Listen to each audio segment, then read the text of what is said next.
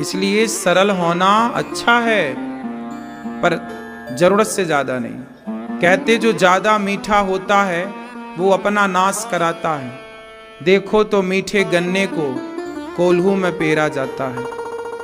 ज्यादा सरलता है हिंदुओं की। पृथ्वीराज चौहान ने ज्यादा सरलता दिखाई, इसलिए तो मोहम्मद गौरी ने पकड़ के आंखें फोड़ दी। बार बार क्षमा किया ना, मार देते ना मोहम्मद गौरी को। क्षमा किया, क्षमा किया, उसने पकड़ लिया। एक बार क्षमा नहीं किया, तुमने 16 बार क्षमा किया, तुमने 17 बार क्षमा किया, उसने एक बार क्षमा नहीं किया। क्यों? बात सही, इतिहास उठा लो। महाराणा पृथ्वीराज ने मोहम्मद गौरी को 16-17 बार क्षमा किया, निहत्था कर दिया, उसे युद्ध में हरा दिया, छोड़ दिया जा। लेकिन जब उसने पकड़ा तो उसने एक बार भी मौका नहीं दिया। फिर क्या हुआ? तुम्हारी आंखें फोड़ दी गई, तुम्हारी पत्नी को जिंदा जलना पड़ा, जौहर करना पड़ा। तुम्हारी सत्ता, तुम्हारी प्रजा बेचारी परेशान हुई। जरूरत से ज्यादा दया करना भी गलत है। पृथ्वीराज चौहान ने जरूरत से ज्यादा दया की, यही उनकी मृत्यु का कारण बना। बात सही है, दया करना बुरा नहीं है साहब, पर ये तो देखो कि दया का पात्र कौन है और कौन नहीं है। इसलिए माला जपो, दयावान बनो सनातनियों, बहुत अच्छी बात है। आने वाला समय बड़ा विकट आएगा, ना पुलिस बचाएगी न सेना बचाएगी। कश्मीर में थी तो पुलिस, थी तो सेना, था तो संविधान, किसने बचाया कश्मीरी पंडितों को? जो बड़ी संविधान की और बड़ी पुलिस और सेना की आज के कानून की बात करते हैं, पूछो उनसे कि सब तो उपलब्ध था, फिर भी तो खदेड़े गए कश्मीरी पंडित, आज तक ना बच पाए। आज 30 साल के लगभग की घटना हो गई, लगभग ये 30 साल हो गए लगभग, आज तक ना बच पाए वो कश्मीरी पंडित। आज तक वो अपना खेत खलिहान, अपना घर ना ले पाए वो कश्मीरी पंडित। बोलो हाँ। फिर बात करने से क्या होगा? कर लो बातें, कुछ ना होगा। इसलिए हम कहते हैं कि माला जपो, लेकिन भाला भी तैयार रखो। प्रैक्टिस करो, बेटियों को झांसी की रानी बनाओ, बेटों को शिवाजी बनाओ। पृथ्वीराज की तरह दयावान जरूरत से ज्यादा ना बना देना, वरना आंखें फूटेंगी तुम्हारी। मैया क्या बोलती तू? सही है? कुछ लड़ना वड़ना जानती हो मैया? तुम तो लड़ती हो तो केवल सास से, लड़ती हो तो केवल जिठानी से। समस्या ये है, ज्यादा लड़ना सिखा दो तो फिर सास ही लड़ जाए।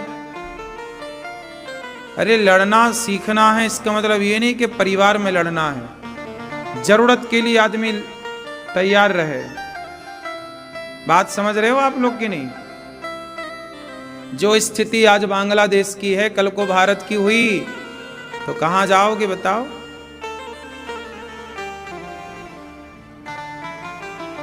सारे खदेड़ दिए जाओगे। तुम्हें तो भागने की भी जगह नहीं है। कश्मीर से खदेड़े गए तो भारत के कोने कोने में आए, बांग्लादेश से खदेड़े गए तो भारत आए, पाकिस्तान से खदेड़े गए तो भारत आए। भारत से खदेड़े जाओगे तो कहां जाओगे? कौन है तुम्हारा आके खड़ा हो? इसलिए कहता हूं कि आपको अपने आप को मजबूत करना चाहिए, अपनी बेटियों को, अपने बेटों को योग्य बनाना चाहिए। डिग्रियां काम ना आएंगी। बेटी झांसी की रानी हो, लड़े, भागेगी कहां? कहा मैया तुम कहां भागोगी? जहां भागोगी वहीं आक्रांता मिलेंगे, वहीं तुम्हें लूटेंगे। इसलिए लड़ना है। हमारे देश में कितनी वीरांगनाएं भई हैं जिनके बारे में नहीं पढ़ाया जा रहा है बच्चियों को। पढ़ाते तो ये हमारी बेटियां कॉकरोच से डरने वाली काहे बनती? आज हमारे देश की लड़कियां कॉकरोच से डरती हैं, नहीं डरती, चूहिया से डरती हैं। ये बहन बेटियां, तुम का लड़ोगी? काश झांसी की रानी का पाठ सबको पढ़ाया होता और बनाया गया होता। स्कूलों में एक क्लास तलवार की होनी थी सनातन को। हमारे यहाँ तो तलवार की क्लासें थी उस जमाने में। झांसी की रानी के जमाने में क्या था? झांसी की रानी क्या पढ़ती थी? तलवार चलाना, यही तो पढ़ाई थी। युद्ध नीति, यही तो पढ़ाई थी। पहले 3 पढ़ाइयां थी, युद्ध नीति, राजनीति और अर्थनीति। राजा लोग कूटनीति भी पढ़ते थे। अर्थनीति मतलब पैसा कैसे कमाया जाए, ये अर्थशास्त्र है। आजकल बच्चे पढ़ रहे हैं, इन्हें कुछ नहीं पता, इन्हें बस नौकरी, पढ़ लिया, इतनी डिग्रियां हैं, 1 2 3 4 इतनी डिग्रियां हैं, पर क्या बने? नौकर। भैया नौकरी दे दो, 20,000 की दे दो। क्या पढ़ा रे भैया तू, क्या नौकरी करेगा? नौकर काहे बनना है? अर्थशास्त्र पढ़ते तो आप मालिक बनते। हमारे यहां पहले ऐसी पढ़ाई होती थी जो व्यक्ति को सेल्फ डिपेंड बनाती थी, आत्मनिर्भर। आजकल की पढ़ाई व्यक्ति को आत्मनिर्भर नहीं बना रही है, पराधीन बना रही है। क्यों? आप लोग सारे बॉस के अधीन रहते हैं। बॉस ने आज भगा दिया तो खत्म, लो घर में बैठो। तुम नौकर बने के काहे जी रहे हो? तुम्हें शर्म भी तो नहीं आ रही है? इतने नौकरी करनी चाहिए उन्हें जो अनपढ़ है। पढ़े लिखे नहीं तो भैया नौकर बनो, चलो नौकरी करो, करना ही पड़ेगा तुम्हें, तुम नहीं पढ़े लिखे। लेकिन इतना पढ़ के भी तुम नौकर बने तो क्या बने? क्या कहते हो? माइंडेड व्यक्ति जो होता ना, बुद्धिमान, वो नौकर नहीं बनता। ये तो लप्पू झिन्ना है, नौकर बन गए।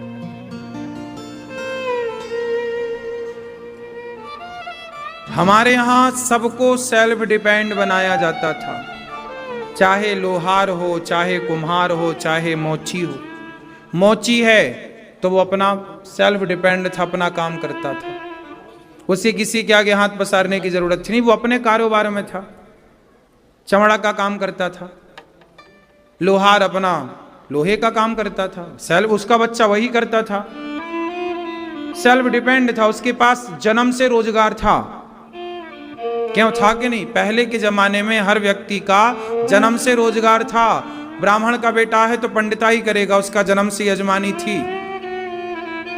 क्यों? जन्म से उसका काम था। मतलब ये नहीं कि भैया अब हम बड़े हो गए, ब्याह हो गए, अब क्या करें, नहीं, हमारा जन्म से काम था। बोलो था कि नहीं? फिर कोई बेरोजगार था ही नहीं इस देश में पहले। आज की 21वीं सदी में कितनी बेरोजगारी है। 100 साल पहले जाके देखो, कोई बेरोजगार था क्या?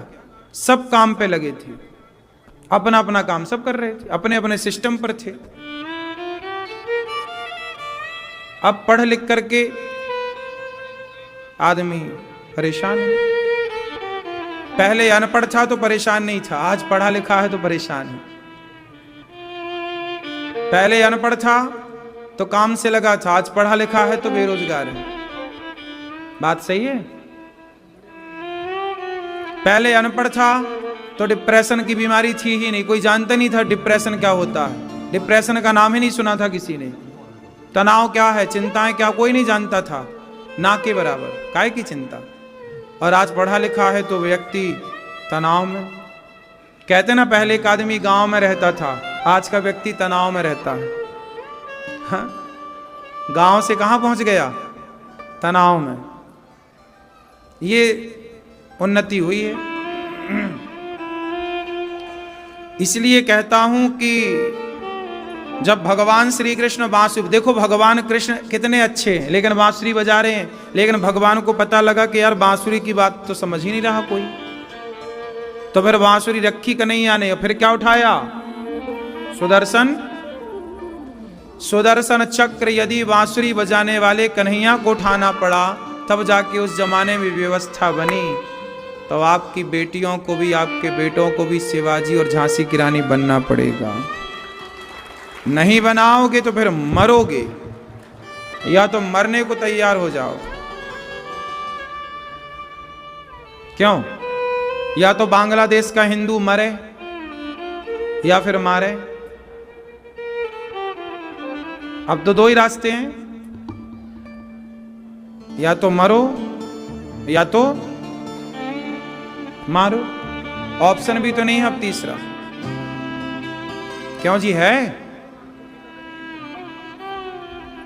इसलिए ये बांग्लादेश की जो घटना है ये सबके सीख के लिए है। लेकिन अब ना सीखो तो फिर ना देना दोष, न देना दोष किस्मत को, विपत्ति तो सब पे आती है। विपत्ति जब आती है तो आपको सावधान कराती है, लेकिन विपत्ति आने पर भी सावधान ना भये तो उस व्यक्ति का विनाश हो जाता है। ठीक है, सावधान। भगवान की कृपा से हम भगवान की कथा सुन रहे हैं, और कथाओं को सुन करके हम देखो, हम धार्मिक हैं, सनातनी धार्मिक हैं। इसका मतलब ये नहीं है कि हम पिटते रहें। धार्मिक हम क्यों हैं?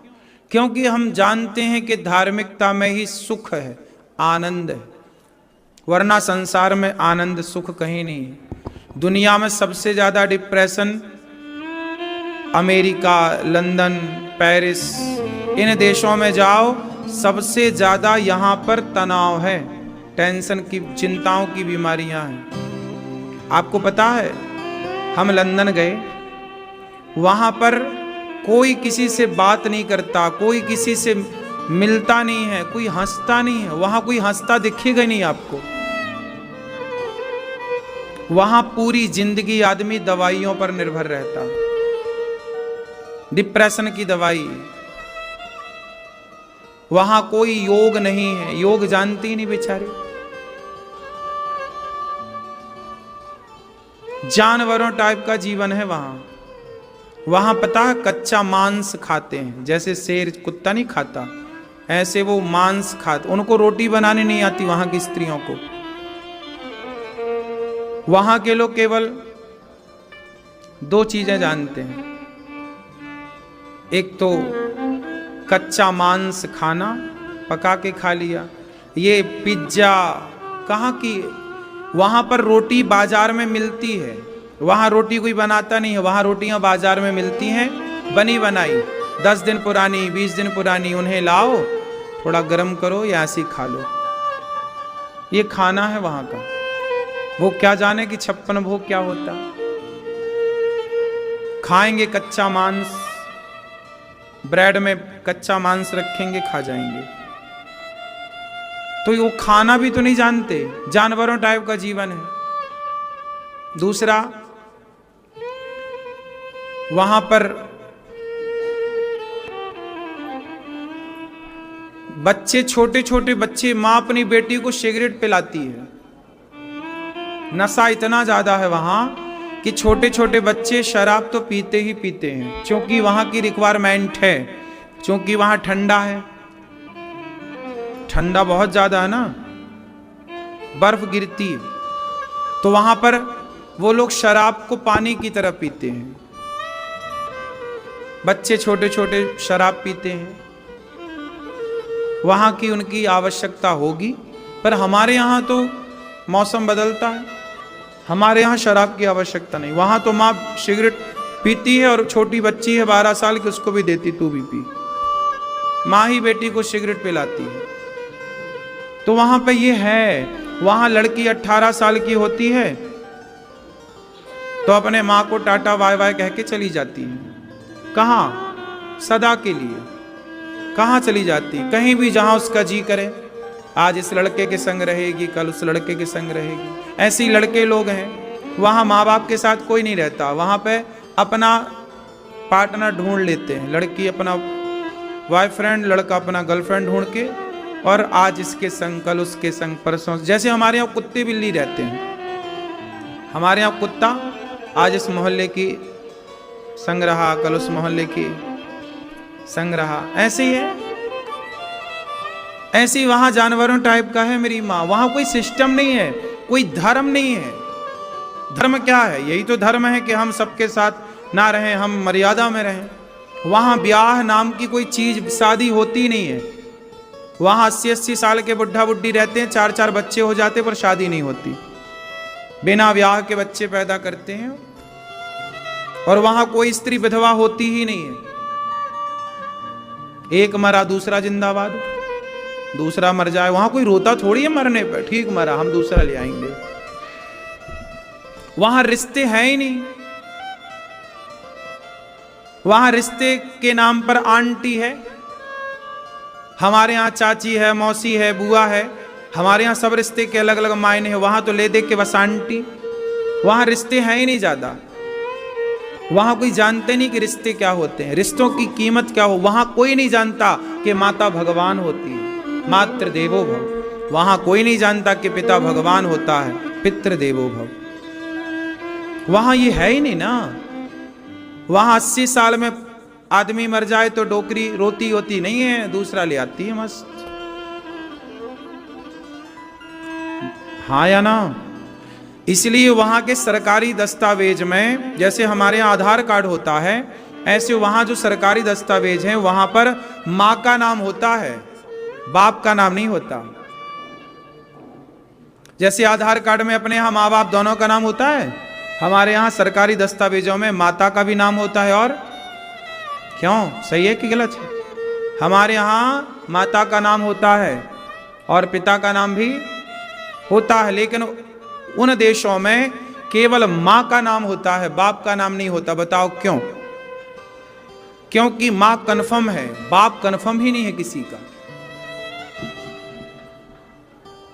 वहां किसी का बाप कन्फर्म नहीं है कि कौन किसका बाप है। अब 17 जगह वहां घूमती हैं लड़कियां, 17 के संग रही, पता नहीं किसका हो गया।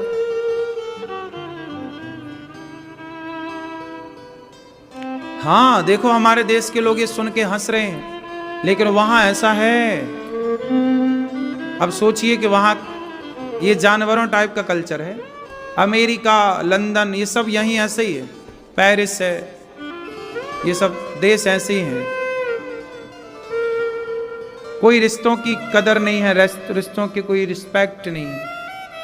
वहां जब बूढ़ा हो जाता है ना आदमी, तो वहां सारे वृद्धों की सेवा सरकार करती है। बच्चा कभी अपने माँ के पाँव नहीं दबाता, वहां कोई सेवा। और सुनो, वहां जैसे हमारे यहाँ माँ अपने बच्चे को दूध पिलाती है और अपने साथ सुलाती है, हमारे भारत की माँ अपने बच्चे को संग सुलाती है कि नहीं? 1 साल के बच्चे को, 2 साल के बच्चे को, 3 साल के बच्चे को, हाँ या ना? लेकिन वहां नहीं सुलाती साथ में। वहां बच्चा पैदा हुआ, बच्चे का कमरा अलग होता है। छोटा बच्चा 1 महीने का, उसका कमरा अलग, रूम अलग, अलग सेपरेट। वो जब रोएगा, थोड़ा बहुत रोएगा तो नहीं जाती माँ, जब ज्यादा रोएगा तब जाती है। और अपना मतलब वो छाती से चिपकाने वाली बात है ही नहीं वहां। वहां ममता नहीं है, प्रेम नहीं है, वहां प्रेम है ही नहीं। वहां सिर्फ पैसा है। कि वहां के लोग तनाव में रहते हैं, डिप्रेशन में रहते हैं, उनको ये लगता है कल क्या खाएंगे। हमारे देश में तो 4 दिन आदमी काम ना करे तो भूखा नहीं मरेगा, लेकिन वहां 4 दिन काम ना करे तो भूखा मरेगा, कोई देने वाला नहीं है। हाँ या ना? हमारे यहां तो ना करो काम तो भी भैया सब मिल रहा खाने को। हमारे यहां खाने को बढ़िया है। हमारे यहाँ गरीब हो अमीर हो सब पेट भर खा रहे हैं, और 10 दिन तुम काम ना करो, 1 महीना काम ना करो तो भी तुम्हें खाने को प्रॉपर मिलता है। लेकिन वहां ऐसा नहीं है, वहां करना ही पड़ता है काम। महंगाई बहुत है। हमारे यहाँ टमाटर, केला 10 रुपए दर्जन होंगे, 20 रुपए दर्जन होंगे, 40 रुपए दर्जन होंगे। वहां 800 रुपये दर्जन है।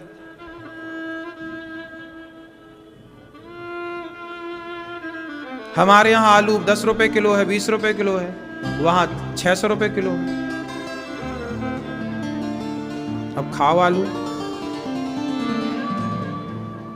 उस तरह से वहां की आय बहुत अच्छी नहीं है। हमारे यहां से देखो, हमारे यहां 100 रुपए और लंदन का 1 रुपए, 1 पाउंड चलता है वहां, पाउंड। तो जो हमारा 100 रुपए होता है ना, वहां का 1 रुपए, हमारा 100 रुपए वहां का 1 रुपए, 1 के बराबर है। तो ऐसी है। तो हमारा देश ठीक है ना, सस्ता है, क्यों जी? वहां केवल कहने, अरे लंदन, अरे अमेरिका, सब कहने की बातें हैं। भारत का आदमी वहां जाता है ना, हम तो लंदन रहते, करते क्या हो? प्लेटें साफ कर रहे हो? क्या कर रहे हो? वहां ड्राइविंग कर रहे हो? नाम है, अरे हम तो लंदन रहते हैं। जितनी हंसी, जितनी खुशी, जितना मौसम, वहां 12 महीने सर्दी, दिन भर स्वेटर पहने रहो, दिन रात पहने रहो। हमारा देश सारी ऋतुएं हैं, बारिश का मजा है अपना, सर्दी का आनंद है, गर्मी का आनंद है। क्यों जी मेरी माँ? हमारे यहाँ, हमारी धरती, हमारा भारत सारी ऋतुओं को देख के चलता है, सारी ऋतुओं का आनंद है। वहां एक ही ले दे के सर्दी और थोड़ा जुलाई जून में हल्की सी गर्मी, उस गर्मी में भी स्वेटर पहनो तो भी कोई दिक्कत नहीं। जैसा मौसम यहां जनवरी में होता है ना, दिसंबर अभी है, अभी तो गर्मी यहां भी नहीं है, सर्दी नहीं है। जैसे अपने यहां जनवरी में होता है ना, ऐसे वहां जुलाई में होता है। सर्दियां थोड़ा, वहां बहुत सर्दियां पड़ती हैं। सबके घर में, वहां पे घरों में कनेक्शन होता है वो हीटर का, सबके घर में गर्म, पूरा घर वहां लकड़ी का बनता है। ऐसे कंक्रीट के घर नहीं बनते, सारे घर वहां लकड़ी के बनते हैं। और सब में गद्दे वद्दे चिपका के पूरा फिनिशिंग कपड़े का काम, ताकि गर्म रहे, हीट करे घर। सर्दी बहुत, छोटे छोटे से घर हैं, डिब्बे डिब्बे डिब्बे डिब्बे। बस ऐसी है। दूर के ढोल सुहावने। आपको लगता होगा यार अमेरिका क्या है, यार जर्मन जापान क्या है, कुछ नहीं है रे, भारत सबसे अच्छा है। भारत के लोग हंसते हैं, मुस्कुराते हैं। हमारे गांव में कांटा लग जाए किसी बच्चे को तो पूरा गांव आ जाता था, भैया कांटा लगा, कोई कष्ट तो नहीं हुआ ज्यादा। एक बच्चे को जरा खरोंच आ जाए तो सारा गांव पूछने आ जाता रहा, ज्यादा तो नहीं लग गई? क्यों जी, बात सही है। हमारे देश में एक आत्मीयता है। हम लोग अपना ही ख्याल नहीं रखते, अपने पड़ोसियों का भी ख्याल। भाई साहब ठीक हो? किसी को चोट लग जाए तो पूरा गांव टूट पड़ता है, और वहां पे बगल वाला मर जाए तो बगल वाला आता ही नहीं है, कोई नहीं आता वहां सीधा पुलिस की गाड़ी आती है, आप बीमार हैं तो ले जाएगी, अब कोई नहीं है। अब जैसे वहां पे जब तक हाथ पांव चला तो काम किया बूढ़ा आदमी, नहीं है तो पड़ा बिस्तर में। जब वो मर जाएगा, जब उसकी शरीर से सड़न पैदा होगी, बगल वालों को जब गंध आएगी कोई मरा है, तब पुलिस को फोन लगा दे, भाई ये कोई लगता मर गया, तब वहां सड़ा हुआ आदमी को ले जाते हैं। वरना बगल वाले से मतलब ही नहीं है कि भाई कल मिला था आज मिला नहीं तो कहां गया होगा, ऐसे ही बस। लेकिन आप लोगों को तो लगता है, बच्चों आजकल के लड़कों को क्या लगता है, अरे अमेरिका, अरे लंदन, अरे जापान, कुछ नहीं धरा वहां। ये हमारे देश के लड़के पढ़ने जाते हैं ना वहां पे लड़कियां पढ़ने जाती हैं, लड़के पढ़ने जाते हैं। माँ बाप इतना पैसा खर्च तो कर नहीं पाते, उनको वहां जरूरतें ज्यादा पड़ती हैं, तो वहां लड़के होटलों में प्लेट धोते हैं और बोले हम लंदन में पढ़ रहे हैं। भाई जिसके माँ बाप के पास पैसा है उसको तो कुछ नहीं करना पड़ेगा, पढ़ेगा। लेकिन जो कहते हैं हम काम कर रहे हैं, तो काम क्या कर रहे हो? वहां पे मैं जब कथा करने गया तो वहां एक की होटल थी, तो उसने अखबार में निकलवाया कि भाई हमें प्लेट धुलने वालों की जरूरत है। तो 2 लोगों की जरूरत थी, तो 800 लड़के आए और सारे भारत के थे। पढ़ने गए ना लड़के वहां, तो वहां प्लेट धुलने में भी पैसा मिलता है, तो पैसा तो चाहिए, काम। वहां भी बेरोजगारी है, ऐसा थोड़ी है कि सब काम ही काम, वहां भी बेरोजगारी है। अब 2 लड़कों की जरूरत है और 800 लड़के आए और सारे भारत के आए, और ये वही लड़के हैं जो पढ़ने जाते हैं। लड़कियां पढ़ने जाती हैं, चलो जिसके माँ बाप हैं अच्छे तो वो देते हैं, वरना लड़कियों को वहां पे क्या करना पड़ता है? वैश्यावृत्ति, वैश्या बनना पड़ता है। पैसे तो चाहिए, काम धाम मिल नहीं रहा तो शरीर बेचती है, सारी नहीं कुछ। अब यही चल रहा है इस देश में, दुनिया में, और आप लोगों को लगता है कि वहां पढ़ रहे हैं, वहां पढ़। पढ़ाई के नाम पर आज सिवाय वैश्यावृत्ति चल रही है। पूरा तो नहीं पर अधिकांश। क्यों जी, बात सही है कि गलत है? कहावत सुनी होगी, दूर के ढोल सुहावने होते हैं। इसलिए अपने बच्चों को अपनी आंखों के सामने ही रखो, आसपास ही रखो, जहां देख सको वहां रखो। पढ़ाओ लिखाओ, अच्छा बनाओ, बुराई नहीं है। पर मेरी एक प्रार्थना हाथ जोड़ के है, कोशिश करना कि पढ़ लिख के बच्चे नौकर ना बने, पढ़ लिख के बच्चे मालिक बने, कुछ अच्छा सेल्फ बने, अपना खुद का काम करें। क्या है सही, क्या है, नौकर बनना कि मालिक बनना? बोलो फिर।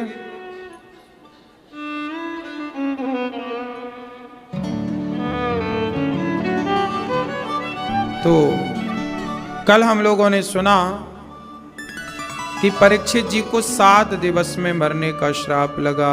इति लंघित मर्यादम तक्षका सप्तमे हनि। जिसे 7 दिन में मरना हो वो क्या करे? राजा परीक्षित ने कलयुग को 4 कमरे बनवाए। द्यूतम पानम स्त्रियः सूना यत्रा धर्मश्चतुर्विधा। द्यूतम क्या करना है? जुआ। कलयुग कहां रहता है? जहां पर जुआ होता है। द्यूतम, इसलिए जुआ नहीं खेलने का।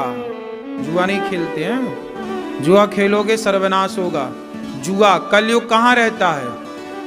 ये कौन सा युग चल रहा है? बोलो, यहां कौन सा युग चल रहा है? गौरी गोपाल में यहां कलयुग नहीं है। जहां कथा है, जहां सत्संग है, जहां कीर्तन है, जहां भगवत चर्चा है, वहां कलयुग का क्या काम है? वहां कलयुग क्या करेगा? इसलिए यहां कलयुग नहीं है। जहां एसी चल रही है वहां गर्मी है? बोलो, जैसे एसी के प्रभाव से गर्मी का प्रभाव समाप्त हो जाता है, हो जाता है। गर्मी का कोई प्रभाव नहीं है वहां जहां एसी है। गर्मियों में भी आदमी कंबल ओढ़ के सोता है, एसी यदि चालू है तो। जैसे एसी के चलाने के बाद गर्मी का प्रभाव शून्य हो जाता है, ऐसे ही जहां कथा कीर्तन, तो तुम्हारी खोपड़ी में कलयुग महाराज बैठे। जल्दी सत्संग करके भगवान में मन लगा के मन पवित्र करो, वरना ये कलयुग तुम्हारा नाश करेगा। जैसे रावण की खोपड़ी में कलयुग बैठ गया। अब आप कहोगे रावण तो त्रेता में था, वहां कलयुग क्या? अरे कलयुग 4 युग में होता है। सुनो, ये 4 युग आजकल लोग समझते नहीं कुछ, उनको लगता कलयुग चल रहा। अरे कलयुग नहीं चल रहा है ये। सुनो, जब आपके मन में पवित्र विचार हैं, आप पवित्र भाव में हो, तो आप कलयुग में थोड़ी हो। आप सतयुग में हो, त्रेता में हो और द्वापर में हो। 4 चीजें हैं। सवेरे 10 बजे तक सतयुग चलता है, 10 बजे से लेके 4 बजे तक त्रेता युग चलता है, फिर 4 बजे से लेके रात्रि के 8 बजे तक द्वापर युग चलता है। मैं तो पराई औरत के चक्कर में पड़ो। आप लोग पड़े तो नहीं पराई औरत के चक्कर में? क्यों नहीं?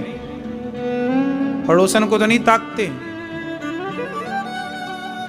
सामने वाली खिड़की में एक चांद कटना सूप नखा बन गई स्त्री, पराए चक्कर में पड़ के। नहीं, नाकवान कटवा लिया। ये दोनों के लिए बुराई है। स्त्री और पुरुष दोनों बचें पर से। पर मतलब पर स्त्री पर पुरुष, है ना? राम कैसे हैं? मर्यादा पुरुषोत्तम। मर्यादा कैसी है? हम अपनी पत्नी के सिवा किसी को ना देखें। जब विवाह होता है आपके, तो स्त्री 7 वचन मांगती है पुरुष से, मांगती है। उन 7 वचन में पत्नी एक वचन ये भी तो कहती है कि आज के बाद हमारे अतिरिक्त आप किसी स्त्री को देखेंगे आपसे बड़ी है तो आप माँ के रूप में देखेंगे, आपके बराबर की है तो आप उसे बहन के रूप में देखेंगे, और आपसे छोटी है तो आप उसे पुत्री के, बेटी के भाव से देखेंगे। यही तो 7 वचन में पत्नी मांगती है अपने पति से कि आप हमारे सिवा, अब हम आपकी अर्धांगिनी हैं, हमारे सिवा आप किसी नारी को स्त्री भाव से ना देखेंगे, मां बहन और बेटी के भाव से तो आप देखेंगे। यही तो मांगती है। आज से आप किसी पराई नारी की ओर ना देखेंगे। लेकिन कहां स्त्री की बात पुरुष मानता है? यदि स्त्री की बात ही पुरुष मान ले तो भी पुरुष का कल्याण हो जाए। वो 7 वचन सुन लो।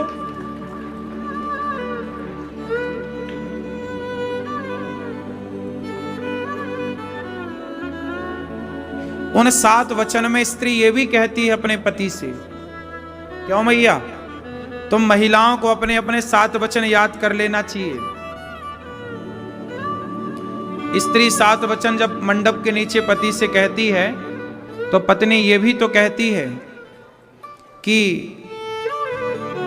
सबके सामने यदि मेरी गलती है, माना कि मैंने कोई गलती की, माना कि पत्नी ने कोई गलती की, तो पत्नी की गलती भले है पर पुरुष को सबके सामने, उसकी सहेलियों के सामने या परिवार के अन्य सदस्यों के सामने कभी अपनी पत्नी को डांटना नहीं चाहिए।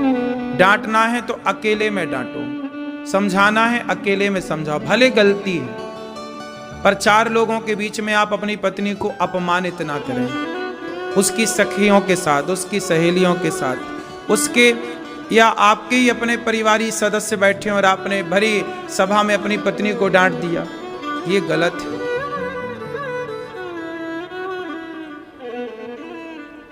7 वचन में एक वचन ये भी होता है नारी का, वो अपने पति से कहती है कि हमें ये वचन दो कि आप कोई भी निर्णय लोगे हमसे पूछ करके लोगे। मतलब हम आज से इस घर में बराबर की भागीदारी रखती हैं, 50-50 हैं, पति और पति दोनों। हाँ, क्या कह रहे हो? सताए हो लगता है तुम पत्नी से।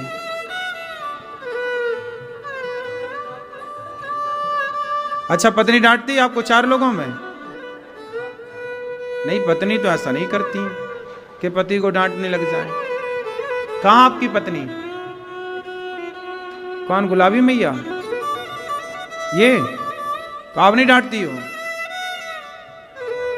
नहीं, ये तो नहीं डांट सकती 4 लोगों में, पर आप ना डांटा करो 4 लोगों में। तुम डांटते हो, तुम ही डांटते हो, तुम ही यहां बोल रहे हो। डांटना भी तुम्हें ही है और बोलना भी तुम्हें ही है। हद कर दी आपने। 4 लोगों के बीच में पत्नी का अपमान ना किया करो, क्योंकि पत्नी आपकी अर्धांगिनी है, उसका अपमान आपका ही अपमान माना जाएगा। हम पत्नी का सम्मान करेंगे तो हमारे आसपास के जो और लोग हैं परिवारी, वो भी हमारी पत्नी का आदर करेंगे। हम ही पत्नी का सम्मान नहीं करेंगे तो और लोग क्या करेंगे? सम्मान देने से सम्मान बढ़ता है।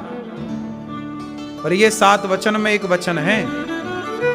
पत्नी ने पहले वचन लिया था, फिर कहा था कि आप वचन मानो तो मैं आपकी वामांगनी बनूं, तो मैं आपकी अर्धांगिनी बनूं, वरना नहीं बनूं। तो आपने बोला यस। तब फिर आप काहे मुकुर रहे हो? स्त्री का एक वचन ये भी होता है 7 वचन में कि वह अपने पति से कहती है कि हमें कोई भी काम करो, प्लॉट लो, प्लॉट बेचो, जमीन लो, जमीन बेचो, व्यापार करो, बिजनेस करो, कुछ भी करो, एक बार पत्नी से सलाह, और हो सकता है कोई और अच्छा विचार मिल जाए पत्नी का। हमारे यहां स्त्रियां भी बहुत बुद्धिजीवी होती हैं। स्त्रियों के पास बहुत दिमाग होता है, समझ होती है, विचार होता है, लेकिन पुरुष उसके विचार को बहुत छोटा मानता है कि यार तुम्हारे पास तो बुद्धि ही नहीं है। लेकिन कई बार बुद्धि स्त्री की पुरुष से ज्यादा कामयाब होती है। इसलिए स्त्री बुद्धिमान ना होती तो सारे डिपार्टमेंट भगवान स्त्री को काहे देते? पैसे का पूरा कार्य लक्ष्मी जी को दे रखा, लक्ष्मी माता। खाद्य पदार्थ पूरा अन्नपूर्णा को अन्नपूर्णा माता, विद्या चाहिए तो सरस्वती माता, शक्ति चाहिए तो दुर्गा माता। आदमी के पास बचा क्या? समुद्र देवता है, समुद्र के पास खारा है, जाओ अब नदियां तो गंगा है, मीठा तो स्त्रियों के पास है। इसलिए हमारे यहां स्त्री को आगे रखा है, स्त्री पहले पुरुष बाद में। सीता राम, गौरी शंकर, राधा कृष्ण, ठीक है। स्त्री आगे है कि पीछे है? क्यों भैया? ये भैया बताएं, सताए हुए आगे हैं कि पीछे हैं? फिर तो आप भी अपनी स्त्री को आगे ही रखिएगा। सलाह लेते हो पत्नी से कि नहीं? अरे माता पिता की अभी हम बात कर ही नहीं रहे हैं, अभी हम पत्नी की कर रहे हैं। यार तुम बहुत आगे आगे भागते हो।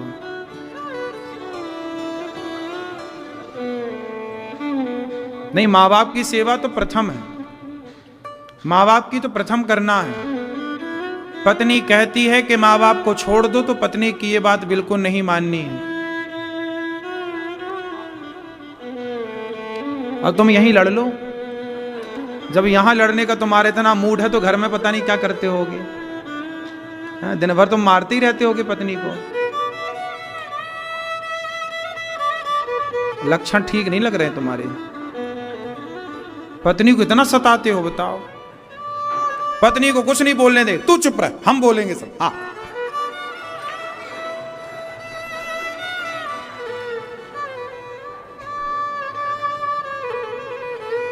अरे मजाक कर रहे हैं दादाजी, परेशान ना होइए।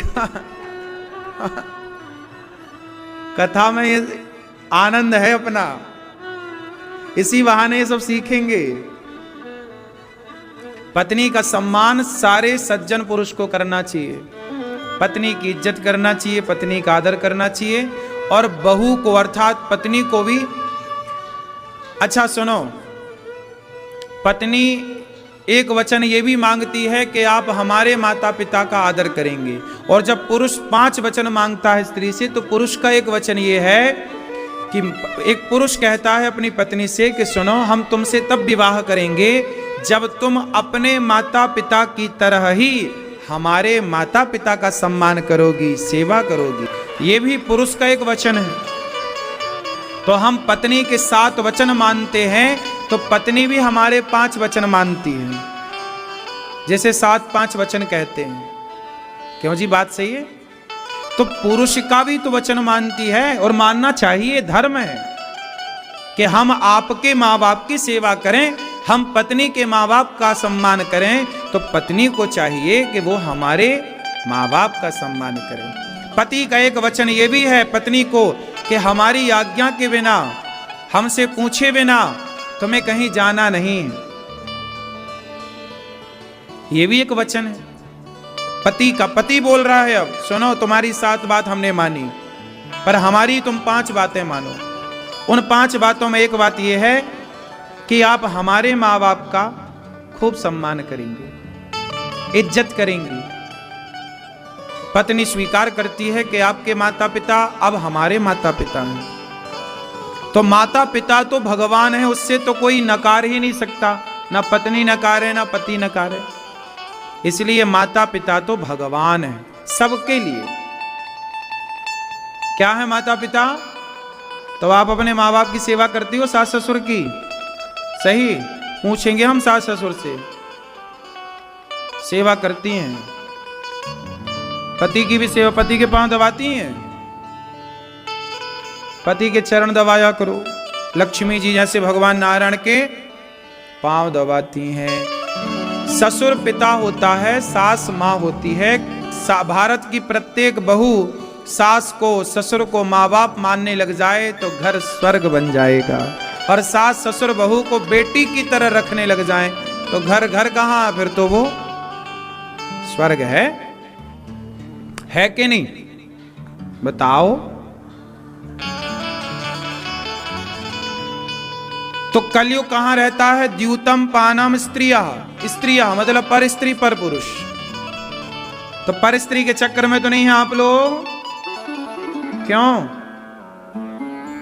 पर पुरुष। इनसे बचिए। और मांस, कलयुग का चौथा स्थान मांस। कौन सा स्थान है? आप लोग मांस खाते हैं? अंडा, मछली, मुर्गी, बकरा, बकरी। मांस भक्षण ना करिएगा कभी। प्राण जाए तो जाए पर धर्म ना जाए। हम सनातनी है ना, और ब्राह्मण हैं आप लोग अधिकांश, जो यजमान परिवार है हमारे। मांसाहार तो आप लोगों के लिए सबसे बड़ा पाप है, सोच भी नहीं सकते, खाने का तो दूर है। इसलिए ब्राह्मण को कम से कम, देखो मांस तो किसी को नहीं खाना चाहिए, ब्राह्मण, क्षत्रिय, वैश्य, शूद्र कोई ना खाए, लेकिन ब्राह्मण तुम्हें समाज गुरु मानता है, तुम्हें समाज बड़ा मानता है। कम से कम तुम बड़े हो तो बड़े की तरह, बड़े की गरिमा में रहो, बड़े की मर्यादाएं भंग ना हो। यदि हम बीड़ी पीने लग जाएंगे तो समाज हमसे क्या सीखेगी? अरे महाराज जी बीड़ी पीते हैं तो हम भी पिए। तुम ही यदि गांजा पीने लग जाओगे तो लोग कहेंगे अरे पंडित जी गांजा पी रहे हैं तो हम भी पी लें। यदि ब्राह्मण ही मांस खाने लग जाएगा तो समाज क्या कहेगा? अरे पंडित मांस खा रहे हैं तो हम भी खाएं। समाज को बहुत गलत मैसेज मिलेगा।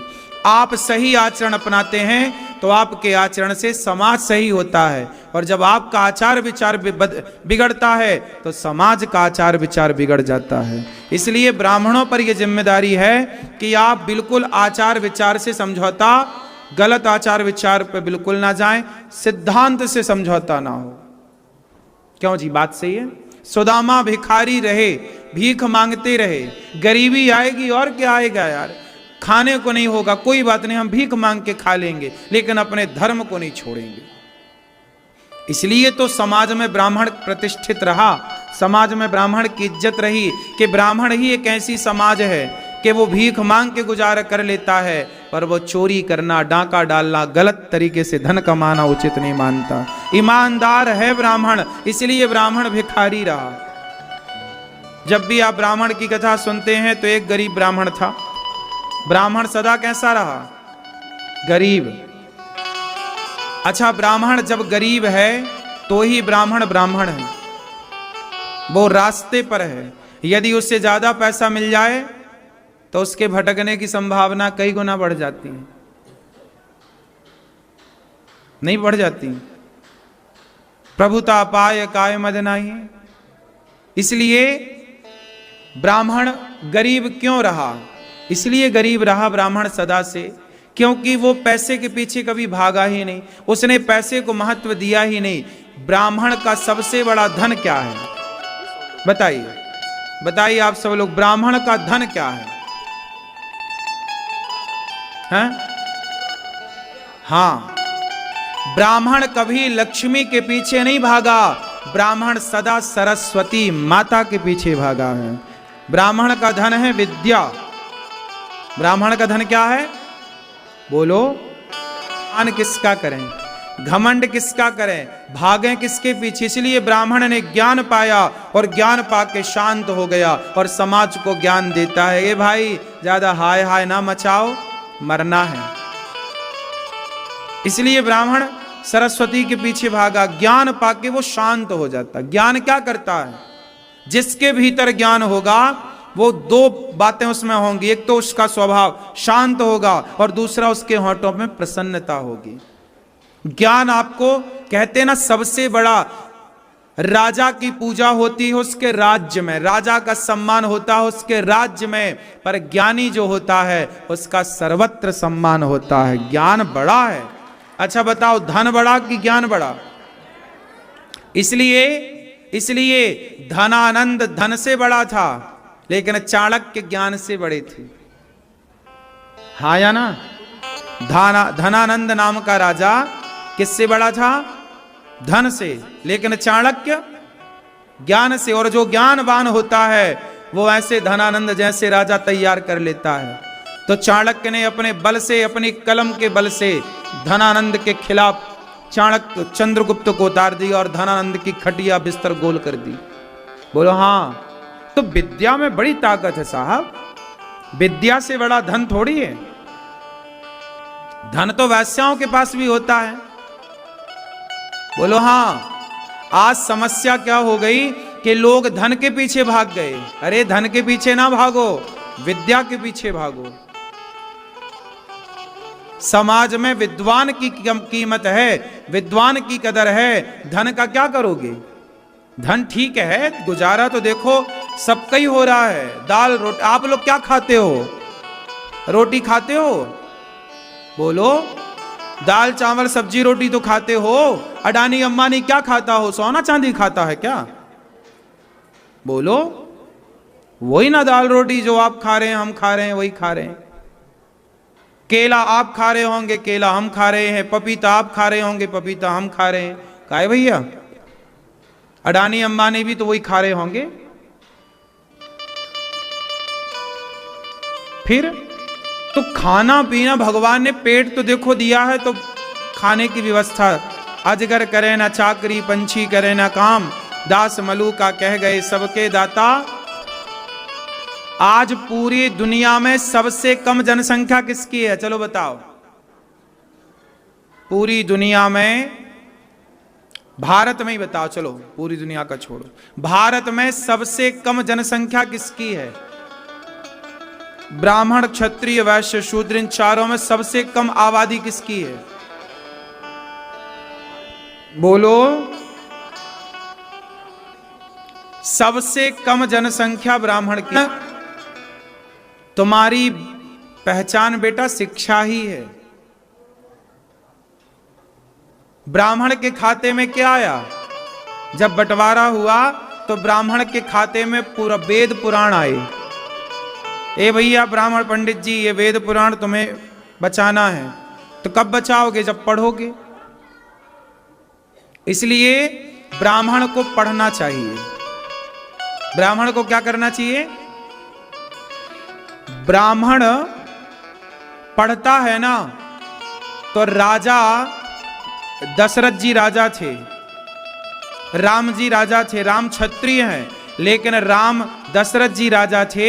लेकिन दशरथ जी कोई भी निर्णय लेते थे तो अपने गुरु वशिष्ठ जी से पूछ कर लेते थे। ये विद्या की ताकत है। कितना बड़ा राजा निर्णय लेता था तो विद्यावान से पूछ कर लेता था। नहीं तो विद्या की ये ताकत है।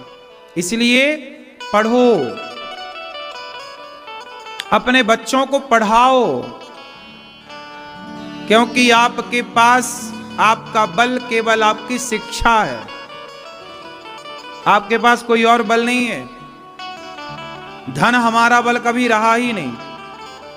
हमारा बल सदा विद्या रही है। ब्राह्मण का बल, बोलो, ब्राह्मण का बल विद्या, क्षत्रिय का बल धन, क्षत्रिय का बल लक्ष्मी, क्षत्रिय का बल ताकत दुर्गा शक्ति तलवार, वैश्य का बल लक्ष्मी और शूद्र का बल सेवा।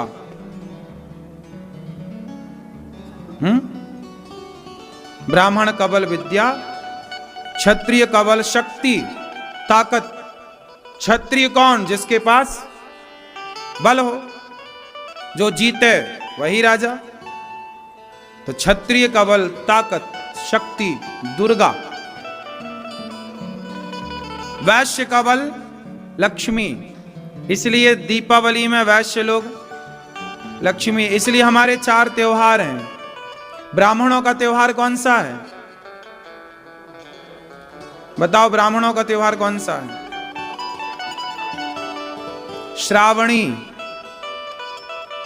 कौन सा त्योहार ब्राह्मणों का? श्रावणी। श्रावणी मतलब ये रक्षाबंधन इत्यादि जो त्योहार हैं, श्रावणी त्योहार, ये श्रावणी श्रवण पूर्णिमा। जब इस त्योहार को यमुना जी में, गंगा जी में, नदियों में जाके ब्राह्मण साल भर की पूजा, साल भर का जो पाप प्रायश्चित है वो करता है, उसे श्रावणी कहते हैं। तो ब्राह्मणों का त्योहार श्रावणी। सावन भादों में जो त्योहार होते हैं ये सब श्रावणी के अंतर्गत है। भगवान का झूलन महोत्सव है, ये सब श्रावणी। ब्राह्मण का, ब्राह्मण ही तो भगवान जी को झूले पे पधरा के झूला की व्यवस्था कराता है। तो ये ब्राह्मणों का काम है। श्रावणी उत्सव मनाया करो। भगवान को झूले पे पधराना, भगवान की सेवा करना, तुम्हारा धन तो भगवान है। तो ब्राह्मण का त्योहार है श्रावणी, क्षत्रिय का त्योहार क्या है? क्षत्रियों का त्योहार दशहरा, वैश्यों का त्योहार पूरी पूरी टांगें दिख रही हैं। शरीर ढकने को कपड़ा पहना जाता है, लेकिन आज जो ढकने को पहना गया वो ढक ही नहीं रहा है। क्यों? आपके क्षेत्र में ऐसी लड़कियां कम कपड़े वाली हैं? आपके यहां भी होगी तरक्की की नहीं है? तरक्की, अरे बढ़िया है। बूढ़े ठेरे लोगों को तो अच्छा भी है, चलो देखने को मिल रहा है।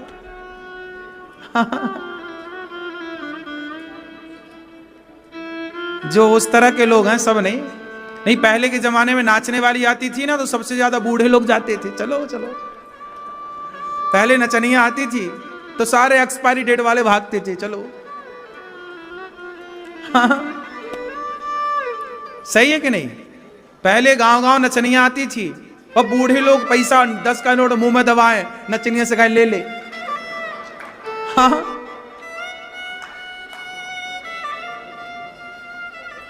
ऐसा जब हम 7वीं कक्षा में पढ़ते थे ना, तब हमारे गांव के बगल में एक बड़ा कस्बा था, हम लोग वहां पढ़ने जाते। तो एक दिन हम लोग 5 बजे स्कूल से लौट रहे थे, 4 बजे छुट्टी हुई, 4 साढ़े 4 बजे साइकिल से आ रहे थे। तो गांव भर के जो 4 6 10 गांव के लोग थे ना, रास्ता एक ही था, तो वहां से साइकिलों में बैलगाड़ी में चढ़ चढ़ के जा रहे बूढ़े बूढ़े। तो हमने पूछा भाई कहां जा रहे हो? अरे बोले आज तुम्हें पता नहीं है वो फलानी नचनिया आ रही है। सारे बस इन्हें पता बस चल जाए उस गांव में नाचने वाली आ रही है, मन बहलाते थे। तो अच्छा है, ये कम कपड़े पहनने वाले भी किसी का तो मन बहलाती होंगी। क्यों मेरी मां? सही है कि नहीं? मैया आपको तो पता, बूढ़े लोग पहले ऐसा जाते देखते कि नहीं? पहले ऐसा था। सही है कि गलत है? फिर अब नहीं जाता कोई, क्योंकि अब हर गली मोहल्ले में ये सब दृश्य दिख रहा है। क्यों? पहले ये दृश्य कहीं दिखते नहीं थे ना, तो एक जगह वो नाचने वाली आती थी, हाँ तो एक जगह वो दर्शन देती थी सबको, हाँ तो लोग जाते थे। अब ऐसे दर्शन हर जगह उपलब्ध है। क्यों? अब आदमी का पेट भर गया देख देख के, अब आदमी जा मर चूल्हे में जा।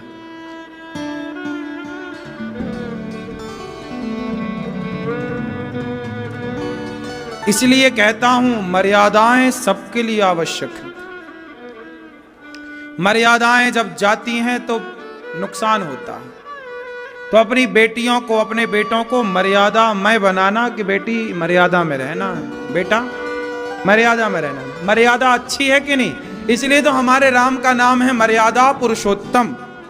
मर्यादा, हाँ मर्यादा पुरुषोत्तम। कैसा पुरुष हो? मर्यादा पुरुषोत्तम राम जैसा हो। कैसी स्त्री हो? मर्यादा पुरुषोत्तम राम की भार्या जैसी, माता सीता जैसी स्त्री हो, मर्यादा में। ऐसा समाज चाहिए। अमर्यादित समाज किसी के लिए अच्छा नहीं है। क्यों जी? लेकिन आज समाज में अमर्यादाएं ज्यादा हैं, अमर्यादित लोग घूम रहे हैं।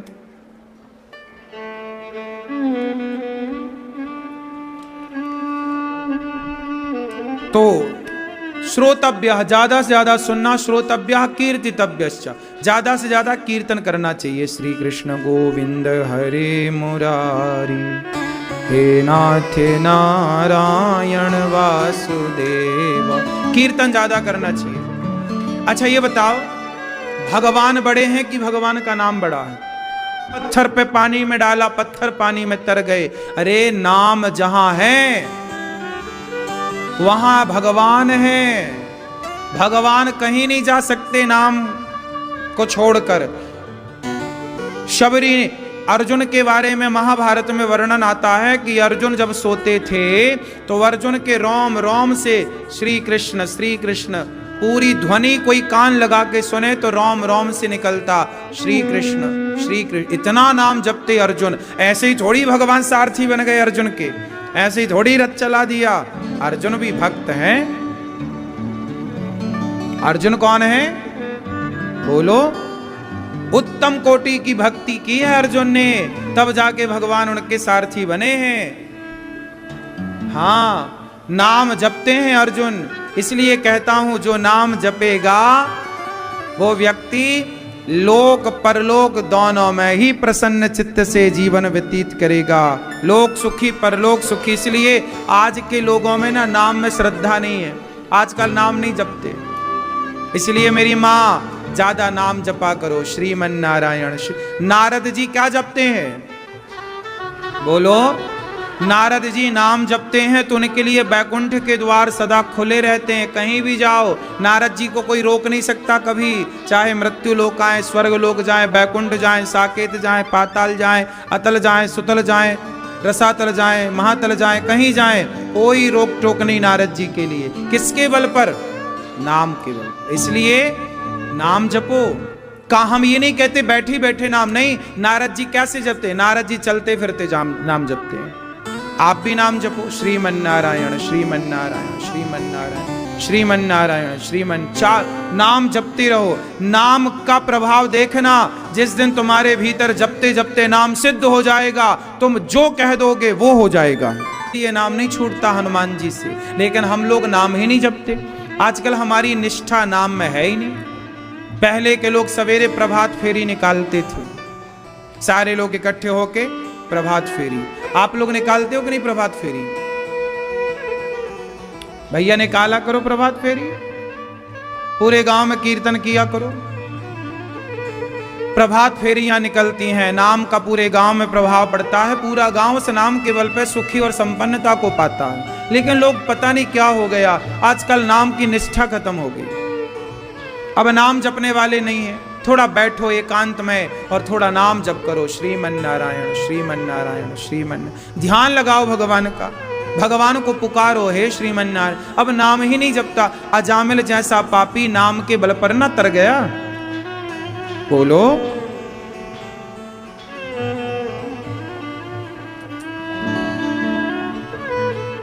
पंचायती दादाजी राम राम। होगी पंचायत? अब सुनो, भगवान का नाम भगवान से बड़ा है। भगवान का नाम भगवान से, हाँ, भगवान का नाम इतना बड़ा है, इतना बड़ा है कि बैकुंठपति भगवान, हम नहीं जानते कि भगवान कहाँ है, हम नहीं जानते कि भगवान कैसे होते हैं। हम नाम को जानते हैं, और नाम को जानकर नाम को जपोगे तो वो भगवान उस नाम की शक्ति के कारण सामने आकर खड़ा हो जाएगा। ध्रुव जी ने प्रहलाद जी क्या जपते हैं? नाम। प्रहलाद जी क्या जपते हैं? प्रहलाद जी सदा नाम जपते हैं, विष्णु विष्णु विष्णु विष्णु, हरि शरणम हरि शरणम हरि शरणम। नाम जपते तो नाम के बल से प्रहलाद जी के सामने नरसिंह खड़े हो गए। इसलिए कहता हूं नाम ना छूटे मेरी माँ। रोटी बनाओ नाम चलता रहे, श्रीमन नारायण। रोटी बनाओ झाड़ू लगाओ, श्रीमन नारायण चलता बिल्कुल अंदर। जैसे आप ये बताओ, आप हमारे सामने बैठे हो, आपका दिल धड़क रहा है कि नहीं? बोलो। क्या आप लोग उसके लिए कोई प्रयास कर रहे हैं? चलो ये बताओ, आप आंखों की पलकें झपका रहे हैं, क्या उसके लिए आपने कोई प्रयास किया? जैसे सहजता से अपने आप पलकें झपकती हैं, अपने आप दिल धड़कता है, ऐसे अपने आप आपकी वाणी से भगवान का नाम निकलने लग जाए। ऐसा अभ्यास करना चाहिए आपको। खूब नाम जप करो। नाम जपने वाला व्यक्ति सदा सुखी है। इस बात का प्रमाण यदास अनिरुद्ध है। हम तो नाम, देखो हमारे पास तो कोई साधन नहीं है, कोई बल नहीं है, नाम ही है। नाम जपो। आज बड़े बड़े साधु संत किसके बल पर हैं? नाम। तुम्हारी श्रद्धा पता नहीं क्या हो गई। दिन भर तुम उल्टा सीधा बोलते हो, दिन भर उल्टा सीधा नाम जरूर लोगे, लेकिन भगवान का नाम नहीं। श्रोतव्यः श्रोतव्यः कीर्तितव्यश्च स्मर्तव्यश्चेच्छिता भयम। खूब नाम जप करो। जितासनो जित श्वासो, आसन जीतो, प्राणायाम करो। और ज्यादा हाय हाय नहीं, जितना मिल जाए उसका धन्यवाद दो। अच्छा, आप लोग बहुत अमीर हो कि गरीब हो? क्यों? आप अमीर हैं कि गरीब हैं? आप में से कितने लोग गरीब हैं? हाथ उठा के हमें दर्शन दो। गरीब कौन है? जो गरीब हैं वो हाथ उठाएं। अच्छा ये बताओ, आप गरीब हो, अब हाथ नीचे कर लो सब। आप गरीब हो। अच्छा ये बताओ, आप गरीब हो तो आपकी एक आंख कितने की है? क्यों भैया, आपकी एक आंख कितने की है? 1 लाख रुपया की कि 50 लाख की? अच्छा आपकी एक आंख कितने की? अच्छा बताओ, कितने की एक आंख बिकेगी यदि कोई बाजार में बेचे तो? हाँ,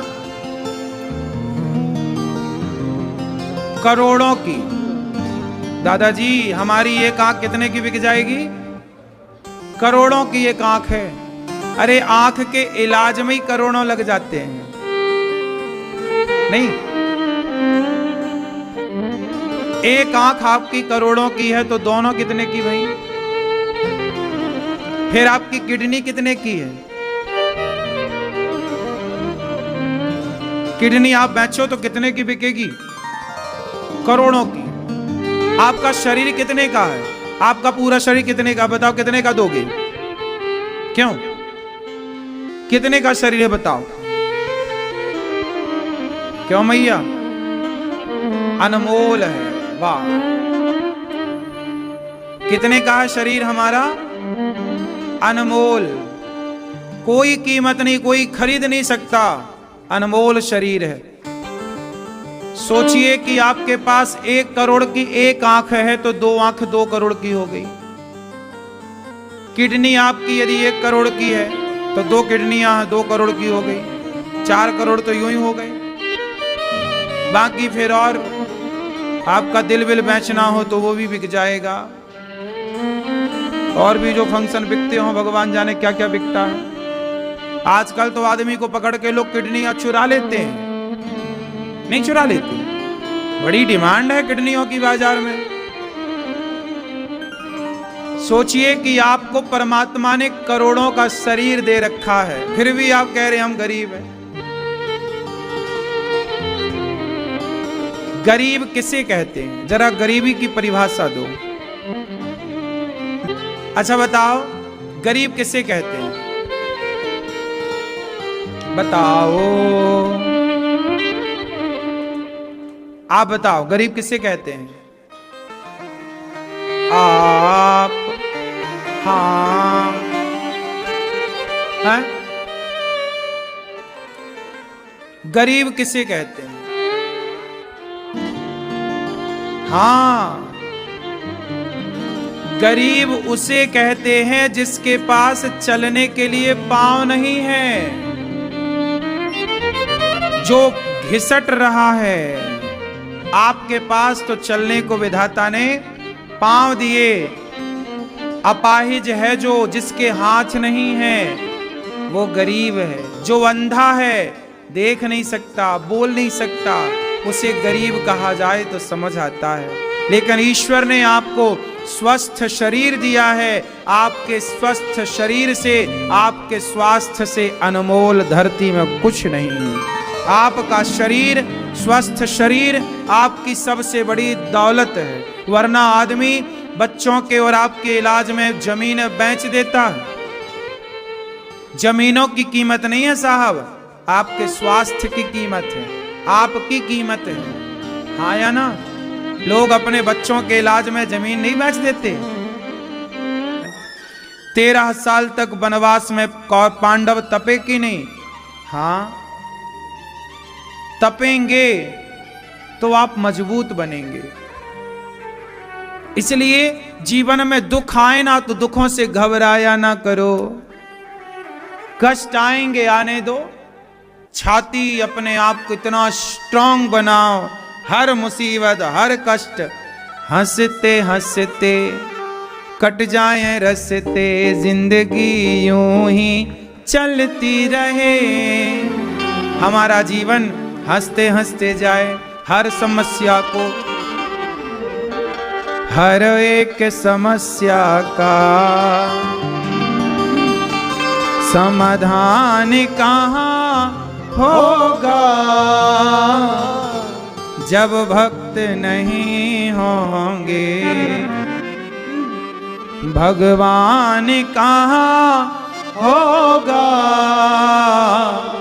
हर एक समस्या का, समस्याएं आएंगी मेरी माँ, किसके जीवन में समस्याएं नहीं आई जरा बताओ।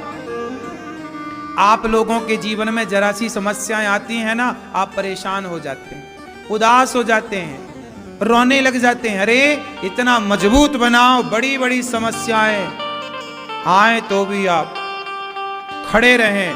ये कब होगा, जब भरोसा भगवान का, हाँ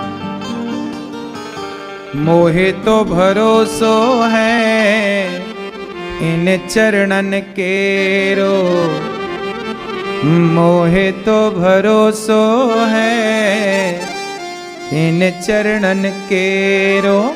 हमें भगवान का भरोसा है, पूरा है भरोसा, मेरी हार नहीं होगी।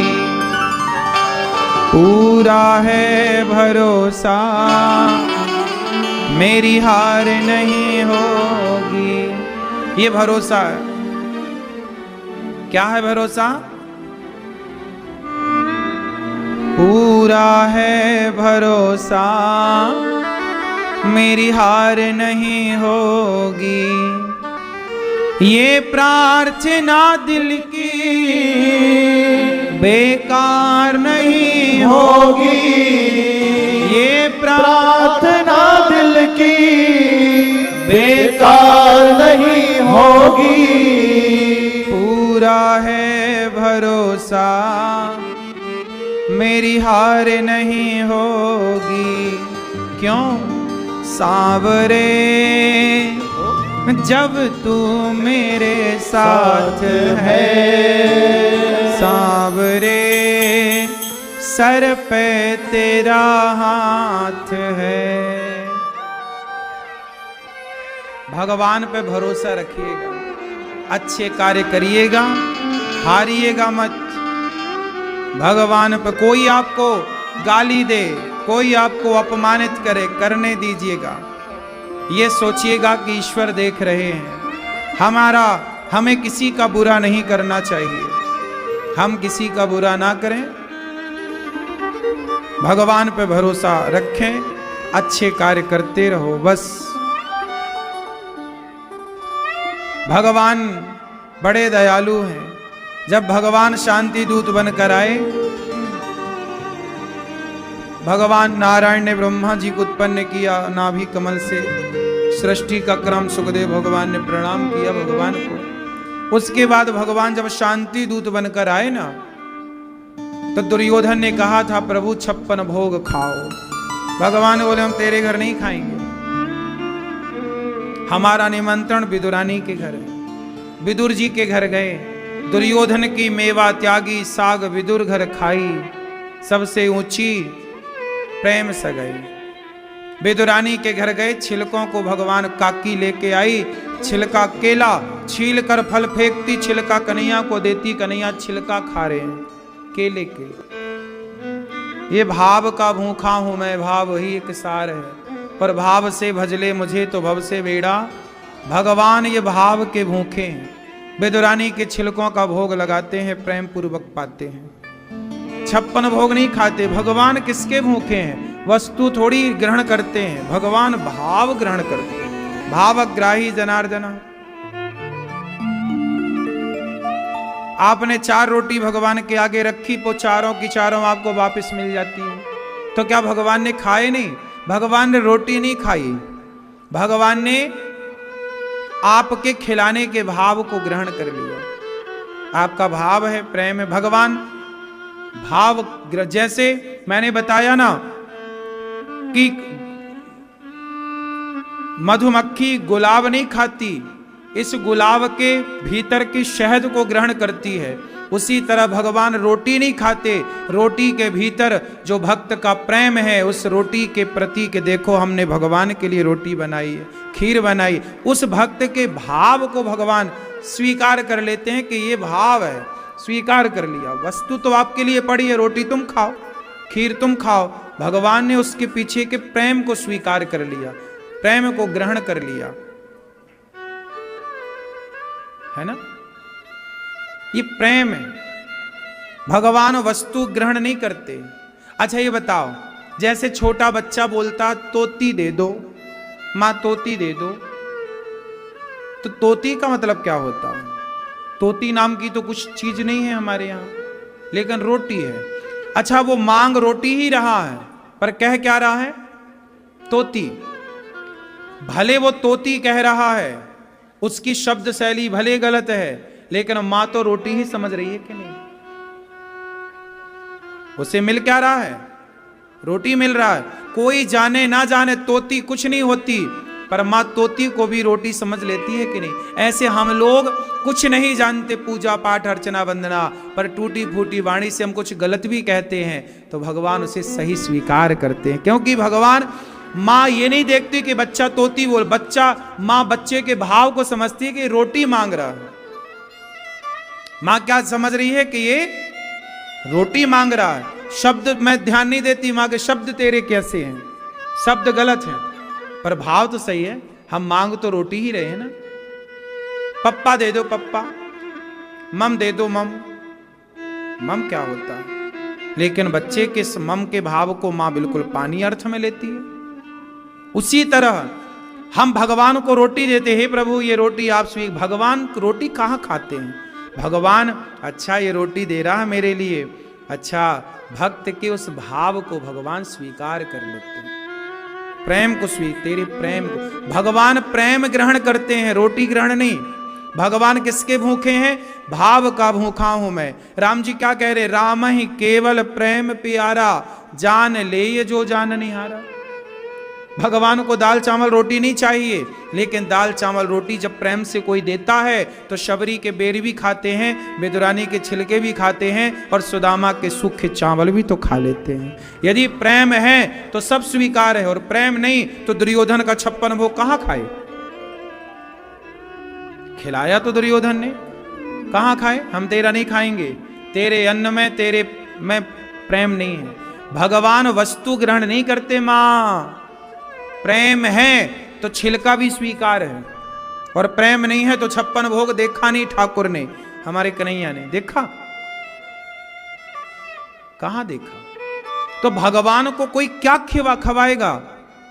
क्या ताकत तुम्हारी कि तुम भगवान को खवा सको? लेकिन भक्त जब 2 रोटी नमक के साथ भले रख के और प्रेम से भगवान को देता है तो धन्ना जाट की रोटी और नमक खाने भगवान आते हैं। धन्ना एक भक्त भाई, उसकी नमक रोटी खाने भगवान आते हैं, अचार रोटी खाने। फिर इसलिए भगवान वस्तु की चाह नहीं रखते, प्रेम से जब भगवान को दिया जाए तो प्रेम को ग्रहण करते हैं ईश्वर। इसलिए भगवत जो भी बनाओ बड़े प्रेम से बनाओ, दाल चावल साग सब्जी बड़े प्रेम से थाली सजाओ, बड़े प्रेम से तुलसी का दल डालो, बड़े प्रेम से भोग लगाओ भगवान को। और फिर वही प्रसाद, दाल को दाल में मिलाओ, चावल को चावल में, रोटी को रोटी में, पूरा भोजन बन जाएगा प्रसाद। वो प्रसाद खाओ, बच्चों को खवाओ, बुद्धि अच्छी होगी, निर्मल होगी, भगवत प्रेम जागेगा। प्रसाद खाना चाहिए। आप लोग खाना खाते हो, चलो खाना खा लो। खाना क्या होता है? आप जो बोलते चलो खाना, खाना नहीं बोलना चाहिए, चलो बेटा प्रसाद पालो। संतों की भाषा में, हम लोगों की भाषा में हम लोग खाना नहीं बोलते, बेटा प्रसाद पालो, चलो प्रसाद पालो, प्रसाद का टाइम। हम भी आप लोगों से कहते ना गौरी गोपाल जी का प्रसाद पाके जाना, जो रसोई चलती है प्रसाद है, सब प्रसाद पाके जाना। ये थोड़ी हम बोलते खाना खा के जाना। खाना खाना, ये तो कैसी उल्टा सीधी तुमने भाषाएं सीख ली हैं। मेहमान आए, भैया खाना खा के जाना। अरे खाना नहीं भैया, प्रसाद पाक के जाना। हमारे घर खाना नहीं होता, हमारे घर जो है सब प्रसाद है, प्रभु का दिया हुआ प्रसाद है। सब खाना थोड़ी है, प्रसाद है। क्या है बोलो, आपके घर खाना है कि प्रसाद है? हाँ, जो प्रभु से जुड़ जाए वो प्रसाद है। प्रभु ने जैसे स्वीकार कर लिया वो प्रसाद है। अब क्या बचा? ये प्रसाद है। हमारे यहां दाल चावल सब्जी रोटी जो है सब प्रसाद है। तो खाना नहीं, प्रसाद। इसलिए हम आपसे कहते हैं गौरी गोपाल जी का प्रसाद। गौरी गोपाल जी में देखो रोज संतों को प्रसाद बंटता है, दाल चावल सब्जी रोटी का प्रसाद। हजारों साधु संत भोजन करते हैं। आप भी अपनी ओर से प्रसाद बंटवा सकते हैं कि हमारी ओर से भी प्रसाद बटे। यही प्रसाद है। भगवान कैसे खाते हैं? अच्छा, भगवान को खवाना हो तो कैसे खवाओ बताओ? भगवान डायरेक्ट नहीं खाते।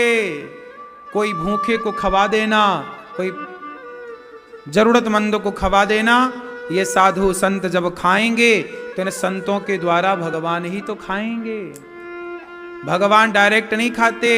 त्रेता में द्वापर में शबरी के घर भगवान डायरेक्ट आके खाए, विदुरानी के घर भगवान डायरेक्ट आके खाए।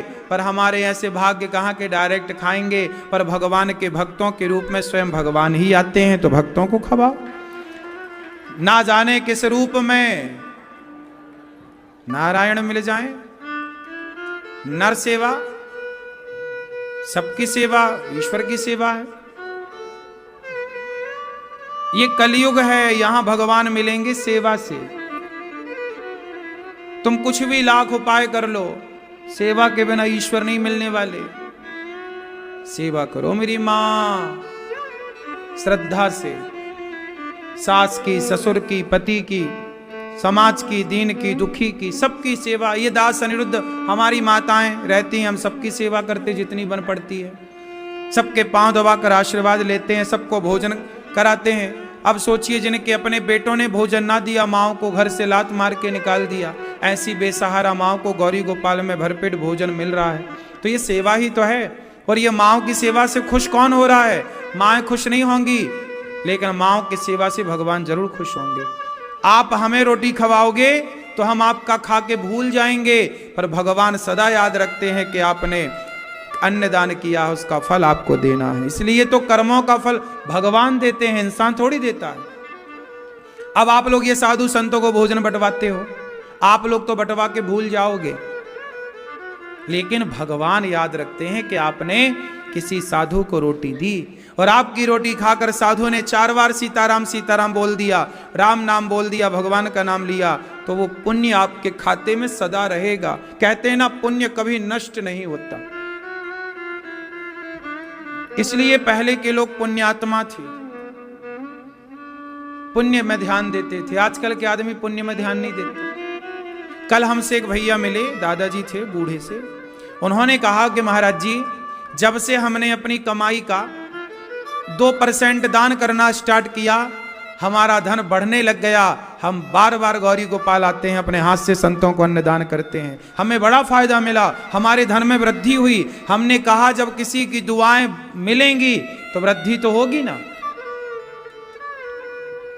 किया गया पुण्य निष्फल होगा ही नहीं। सुनो, ना तो दुआएं निष्फल होती, ना तो बद्दुआएं निष्फल होती। दुआएं लीजिएगा, बद्दुआओं से बचिएगा। बद्दुआ मतलब श्राप। जब आप किसी का कुछ बिगाड़ते हैं तो आपको श्राप मिलता है। बद्दुआओं से बचिएगा, दुआओं की ओर भागिएगा, दुआओं को ग्रहण कीजिएगा, बद्दुआओं को ग्रहण मत कीजिएगा।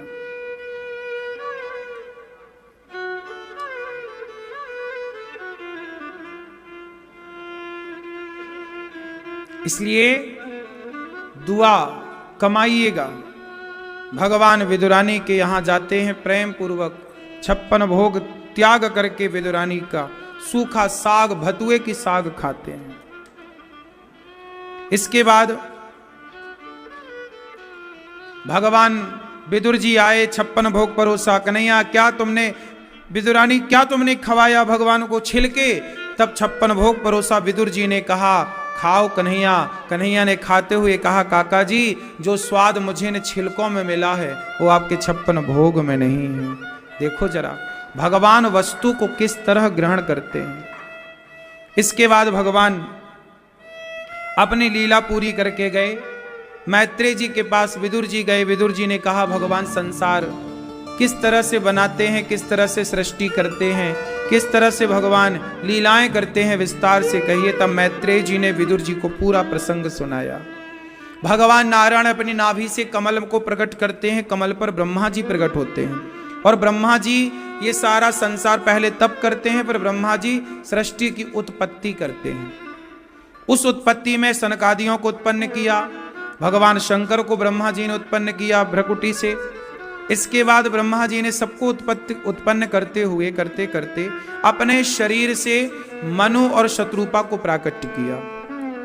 फिर 12 भगवान प्रकट भये, हिरण्याक्ष को मारकर पृथ्वी की स्थापना की। बोलिए 12 भगवान की। और मनु शत्रुपा से कहा कि सृष्टि करो। मनु शत्रुपा से पहली बार मैथुनी सृष्टि स्टार्ट हुई। तो ये मनु जी की 5 संतानें भई, 3 बेटियां और 2 बेटे। इस संसार में पहले स्त्री का जन्म हुआ, बाद में पुरुष का जन्म हुआ। पहली स्त्री का नाम है आकुति, देवहूति और प्रसूति। आकुति का विवाह रुचि प्रजापति से हुआ, जिनके यहाँ यज्ञ भगवान हुए। देवहूति का विवाह करदम जी से हुआ, जिनके यहाँ कपिल भगवान हुए। और प्रसूति का विवाह दक्ष से हुआ, जिनकी सबसे छोटी का बेटी का विवाह, सती का विवाह भगवान शिव से हुआ। आकुति के यहाँ यज्ञ भगवान, देवहूति के यहाँ करदम जी, देवहूति के यहाँ कपिल देव जी। देवहूति माँ का विवाह करदम ऋषि से हुआ और करदम जी की 9 बेटियां हुई।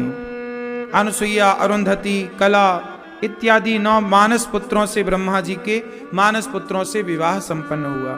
कला का विवाह मरीचि से हुआ, श्रद्धा का अंगिरा ऋषि से, गति का पुलह से, हविर्भू का पुलस्त्य जी से, अनुसुईया माँ का विवाह अत्रि जी से हुआ। ये अनुसुईया माता भी इन्हीं की बेटी हैं, देवहूति माता की। इनके 9 बेटियों के बाद एक पुत्र की प्राप्ति हुई, जो साक्षात भगवान थे कपिल देव जी, जिन्होंने अपनी मां को सांख्योपदेश किया। बोलिए कपिल देव भगवान की। एक दिन कपिल भगवान का जब प्राकट्य हुआ ना, तो करदम जी बोले अब मैं जा रहा हूं, मेरी जिम्मेदारी पूरी हो गई। देखो गृहस्थ कितने दिनों का है, कितने वर्ष का होता है गृहस्थ आश्रम? गृहस्थ आश्रम 25 साल का है। जब आपकी बेटी का विवाह हो जाए, जब आपके बेटे का विवाह हो जाए, तो आप गृहस्थ से मुक्त हो जाइए। पत्नी को लीजिए और तीर्थों की यात्रा करिए। जीवन का आनंद देखो, पैसा कमाते कमाते आदमी कोल्हू का बैल बना रहने, इसमें मजा नहीं है। आनंद जीवन का लेना चाहते हैं तो विचरण कीजिए, भ्रमण कीजिए। एक स्थान पे न रहो ज्यादा दिन। एक स्थान पे, जैसे गंगा भी यदि एक गड्ढे पे भर जाए तो गंगा का जल भी अशुद्ध हो जाता है। गंगा का जल, बहता जल साफ होता है। क्यों बहता जल साफ है कि ठहरा हुआ? बोलो बोलो। हाँ, बहता हुआ जल साफ है, लेकिन आप लोग ठहर जाते हो। बुढ़ापे में एक जगह रुके, वही बेटा वही बहू वही पोता, बेटा बहू बोलते बुढ़े तुम यहीं पड़े रहते हो, जाओ कहूं तीर्थ यात्रा पर। आप निकलते भी नहीं। वानप्रस्थ आश्रम है, संन्यास आश्रम है। आप लोग केवल गृहस्थ का पालन करते हैं और गृहस्थ का भी ठीक ठीक से नहीं कर पाते। बेटा ब्याह कर दिया ना, अब बेटी का ब्याह कर दिया, बेटे का ब्याह कर दिया, अब आप फ्री हो, अब जाओ तीर्थ यात्रा में। 1 महीना वृंदावन, 1 महीना अयोध्या जी। जो पैसा बचाया जीवन भर कमाया, कुछ बच्चों को देकर कुछ अपने पास रखो और अपने जीते जी अपने हाथ से दान पुण्य करो। तीर्थों में जाओ, रहो। घर में मरोगे, घर वाले मरने नहीं देंगे। हिला हिला के पूछते हमें पहचानो, हमें पहचानो, और मर जाओगे तो लोग 13 दिन बाद तुम्हारे नाम के रसगुल्ले खाएंगे। एक और लाओ, वही बढ़िया बनाया। दुनिया वालों का कुछ ना बिगड़ेगा, तुम मरोगे, नुकसान तुम्हारा होगा। क्यों? ये लोग आते हैं ना, जब जब लोगों को पता चल जाए फलाने मरने वाले हैं, सारे लोग इकट्ठे होते, अरे भैया कोई हाथ, अरे हमें पहचानो, हमें कोई सिर हिलाए जरा, हमें पहचानो, हमें। क्यों भैया तुम्हें काहे पहचानो? कोई ना बोलता कि भगवान को पहचानो, सब कहते हमें पहचानो। तुम्हें पहचान के करेंगे क्या? सारी जिंदगी तो तुमको ही जाना पहचाना, अब मरते समय तो भगवान को जान लो। और ये दुनिया वालों का कुछ नहीं बिगड़ता, तुम मरोगे ना तो तुम्हारे मरने के बाद ये लोग चाय पिएंगे मस्त, पड़ोसन ले आएगी चाय।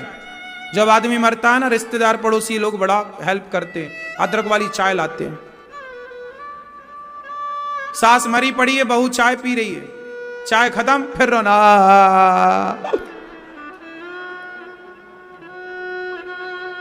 पड़ोसन धक्का, अरे सुन ठंडी हो रही, थोड़ा पी ली, कब से तेरा गला सूख रहा होगा। फिर चाय पीती है, फिर चालू हो जाता। क्यों, बात सही है कि गलत है? आपके गांव में, आपके क्षेत्र में मरे आदमी के मरने के बाद लोग चाय वाय लाते कि नहीं? और देख लो, जो आदमी बोला मेरे बिना क्या होगा, मेरे बिना क्या होगा, तेरे बिना मस्त चाय चल रही है।